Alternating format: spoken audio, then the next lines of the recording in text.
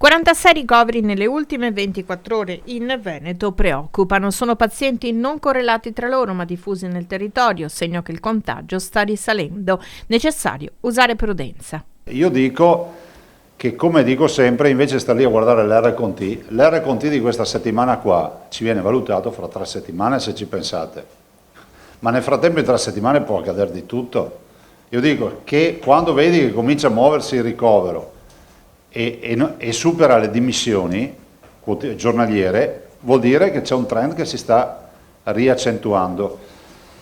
Insomma, io non voglio fare il catastrofista, ma di certo non possiamo abbassare la guardia.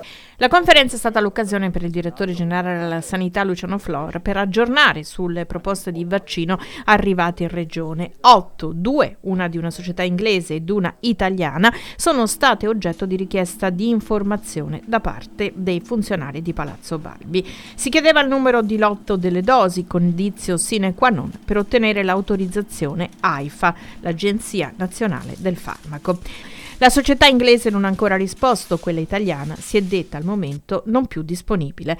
Il riperimento dei vaccini offerti alle regioni è oggetto di un'inchiesta dei NAS che stanno cercando di capire l'origine di questa fornitura extra contratto europeo sottoscritto in esclusiva, ripetono le case farmaceutiche, solo con i governi. A fronte di numerose situazioni in cui ci è stata segnalata la possibilità di fornirci vaccino,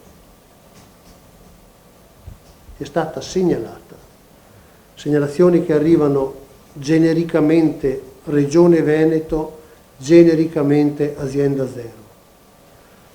E noi sulla base di questo abbiamo fatto e stiamo facendo verifiche.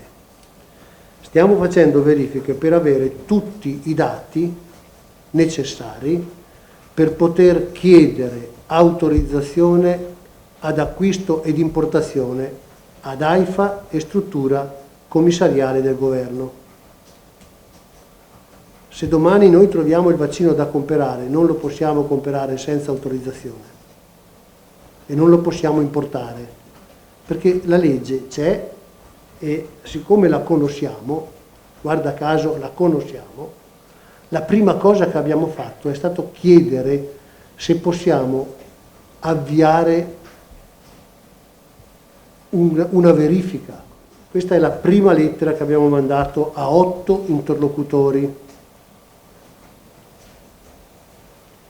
A 2 di questi 8 che ci hanno risposto, che sono una società inglese e una società italiana, abbiamo chiesto se ci danno il numero di lotto, perché il numero di lotto serve per la pratica di autorizzazione AIFA.